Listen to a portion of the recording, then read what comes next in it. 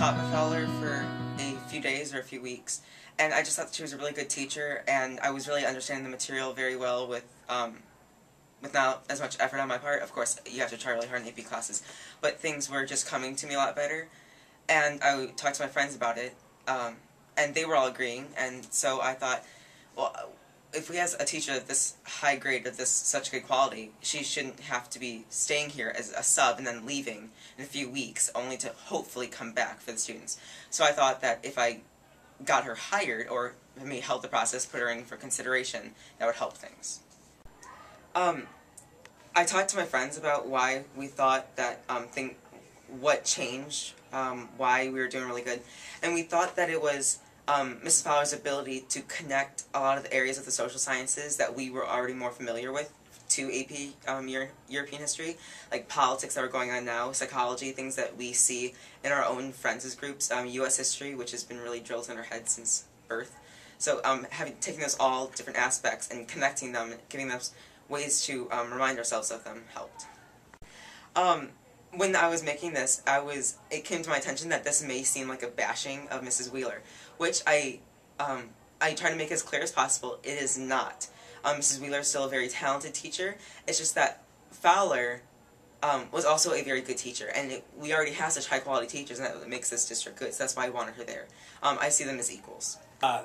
Yes, Spencer's petition, I think, first of all, that was a very strong endorsement of, obviously, Mrs. Fowler's teaching, and certainly, I think, got the attention of the school board. He was at the school board meeting last week and spoke in public speak. They have a session, or a part of the agenda where people can speak and address the board about various issues relating to School District 158. And so Spencer came with a petition with, I think it was almost over 200 names of students who had Ms. Fowler either in the AP European history class, or I think in the AP psychology class when she had covered for Ms. Romansky.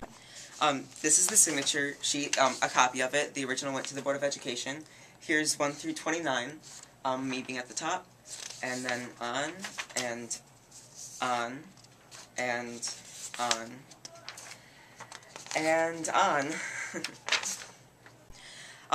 So since I've made the petition, I really wanted to help do more things with the school that will better my education and the education of others. So once APs are all over, especially for me, because I'm going to be working on something, which is going to be May 11th, after that, I talked to the physics Mrs. Hank, one of the physics teachers, and she stated that AP Physics C, the teachers would like to teach that. Now they're going to present it to the Board of Education, their idea, this proposal, and a lot of time AP classes get passed. We had the AP Government class passed recently. And AP Physics C is different from Physics B in that it requires calculus. So the student needs to have taken previously or be concurrently enrolled in AP Calculus.